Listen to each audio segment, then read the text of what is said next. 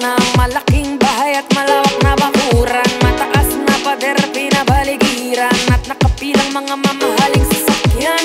Mga bantay na laging bulong ng bulong, wala namang kasal pero marami ang nakabarong. Lumakas man ang ulan ay walang butas ang bubong, mga plato at kutsara na hindi kilala ang totoo. At ang kanin ay simputi ng gatas na nasa kahon, at kahit na hindi pasko sa lamesa ay may hamon. Ang sarap sigurong manirahan sa bahay na ganyan. Sabi pa nila ay dito mo rin matatagpuan ang tao na nagmamayari ng isang upuan, at pag may pagkakatao'y pinag-aagawan, kaya naman hindi niya pinagkakawalan.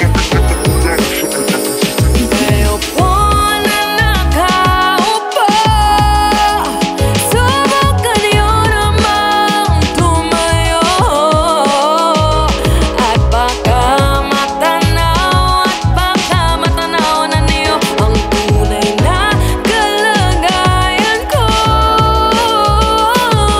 Walang galang na po sa taong nakaupo. Alam niyo bang pantakal ng bigas namin ay di puno, ang dingding ng bahay namin ay pinagtagpitang pingyero. Sa gabi ay sobrang init na tumutunaw ng yelo na di kayang bilhin upang ilagay sa inumin. Pinakulong tubig sa lumang takbo rin uling-uling, gamit ang panggatong na inanod lamang sa estero na nagsisilbing kusina sa umaga ay aming banyo. Ang aking inay na may kayamanan, isang kaldero na nagagamit lang pag ang aking ama ay sumweldo, pero kulang na kulang pa rin ulam na tuyo at asin. Ang 50 pesos sa maghabol pagkakasyahin, di ko alam kung talagang maraming harang o mataas lang ang bako doon. Nabubulag-bulagan naman po kayo kahit sa dami ng pera nyo, walang doktor na makapagpapalinaw ng mata nyo. Kaya wag kang masyadong